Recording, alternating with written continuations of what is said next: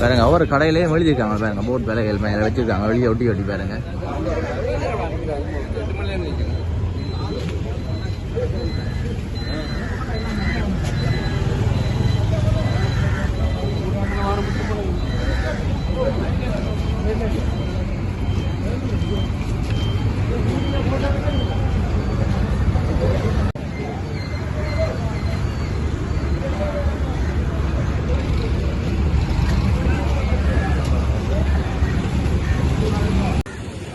வேற இதில் நிற்கிற எல்லாரும் பழக்கடை ஆக்கலாம், பழக்கடை வியாபாரம் செய்ய ஆக்கல் வேற கிட்டத்தட்ட வேற 100 பேர்கிட்ட வரும் போடாது.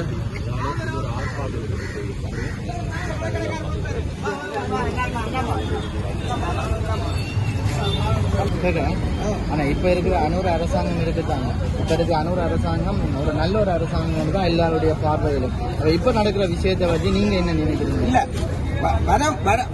வர போறதுக்கு முதல் நாங்க அழகாத்தான் இருந்த ஒட்டினாத்தான் தெரியும் சூத்த இருக்கண்டு வரப்போக முதல் எல்லாருமே நாங்க கூட நல்லா தான் நம்பினாங்க. ஏன்னா அவர் மேடையில பேசின பேச்சு அப்படி மேடையில பேசின பேச்சு. ஆனா இன்றைக்கு நடக்கிறத பார்த்தா எல்லாருமே ஏனதுக்கு போட்டு போட்ட வந்த கட்டத்துல கிடக்கு. காரணம் என்ன சொல்லுங்க, நாட்டுல கிளீன் பண்ண வேண்டியது முதலாவது போத வசதி. இந்த போத வசத்தை கிளீன் பண்ணினாலே எத்தனை குடும்பம் நல்லா வாழும், எத்தனை இளைஞர்கள் எதிர்காலம் நல்லா சிறக்கும். அப்படி இருக்க ஒவ்வொரு வியாபாரிகள் இந்த பார்க்க மாட்டீங்க.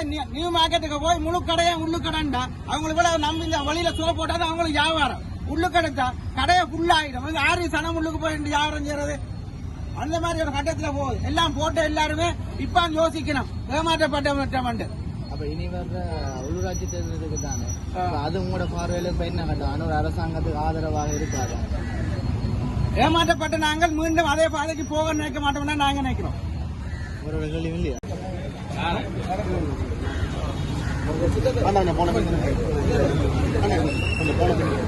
அனைவருக்கும் வணக்கம். நாங்கள் யாழ்ப்பாண நகரத்துல பழக்கடை வச்சுக்கிறோம். நாங்க இன்றைக்கு குறைஞ்சது 25 வருஷத்துக்கிட்ட இந்த நகரத்திலே பழக்கடை அப்பல் கடையை வச்சு வாழ்வாதாரத்துக்காக வாழ்ற ஆட்கள் நிக்கிறோம். எல்லாருமே ஒரு 31 அப்பல் கடை இருக்குது.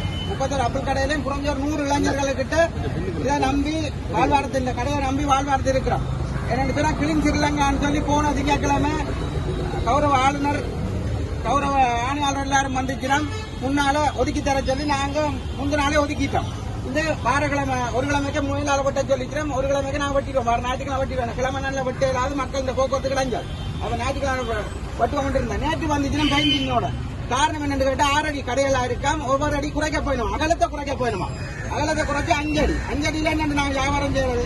அப்ப அது சம்பந்தமா நேற்று அவையோட நாங்க விஷயத்தை சொன்னோம். நாங்க அப்படி அளக்க விட மாட்டோம், நாங்க சாத்விக போராட்டம் செய்ய போறோம்னு சொல்லிட்டு சாத்விக போராட்டம் ஈடுபட்டுக்கிறோம். இந்த நாங்க 2009 யுத்தம் மௌனிக்கப்பட்ட பிறகு வீதியல்ல வியாபாரம் செய்த எங்களை மாநாடு சபை ஒதுக்கி கொண்டு வீதியல்ல அப்படி செய்யலாதுன்னு சொல்லி ஒதுக்கி கொண்ட விட்டவன் கூட கோர்ட்ல பாடப்படுத்தின எல்லாரும் கோர்ட்ல பாடப்படுத்த.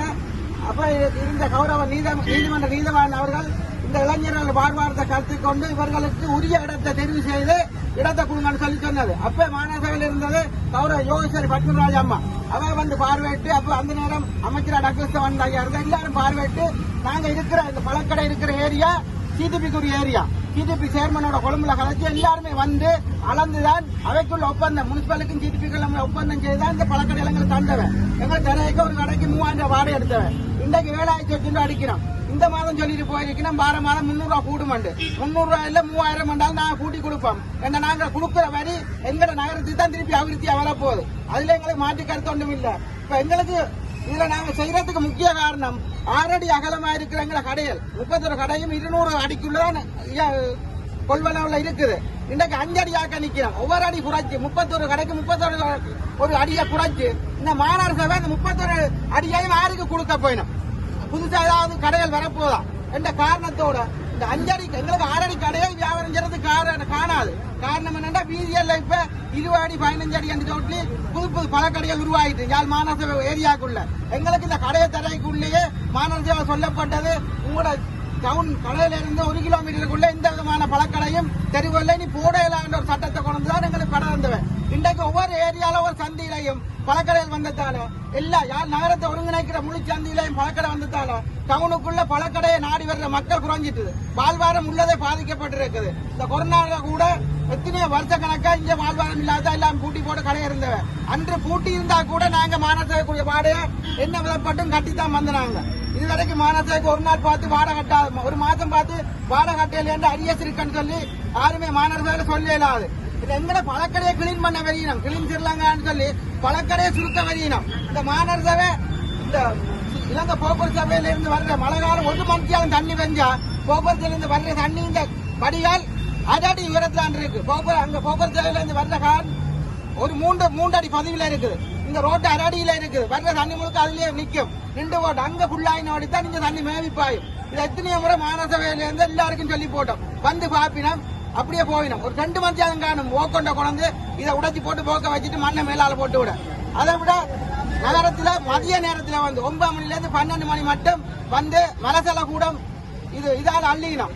இது கழிவகற்ற வாகனத்துல அள்ளிக்கணும். அந்த அடமணித்தியாலும் வாகனம் நின்று அள்ளைக்குள்ள டவுனுக்கு சிடிபி கழிவினோம், நியூ மார்க்கெட் டாய்லெட் கழிவினோம், அங்கால அள்ளிவினோம். மார்க்கெட் டாய்லெட் எல்லாம் அரைமணித்தியாலும் சுற்று வட்டாரம் ஒரு 500 மீட்டருக்கு வாடகை என்று சொன்னா அப்படி வாடகை அடிக்கும். நோயாளர்ல இருந்து கற்பிணி தாய்மாரில இருந்து முழு பேரும் பஸ் ஸ்டாண்டு கூட மூக்கப்பத்தி கொண்டு இருப்பினோம். குழந்தைகள் மூக்கப்பத்தி என்ன அதுகளுக்கு என்ன வணக்கம் தெரியாது. அந்த நோய் எங்க குழந்தைகள்லாம் பாதிக்கும். அதை இரவு நேரம் எடுக்க சொல்லி எத்தனையோ முறை சொல்லி போட்டோம். 92 கொரோனாக்கு முதல் இரவு நேரம் தான் அந்த வெள்ளம் அள்ளினவ. இப்ப கொரோனாக்கு பிறகு பகல் அல்ல வலிக்கிட்டு அப்படியே பழக்கமா போயிட்டு எத்தனையோ முறை அதிகாரிக்கு நாங்க வகையாளம் கொடுத்தோம்.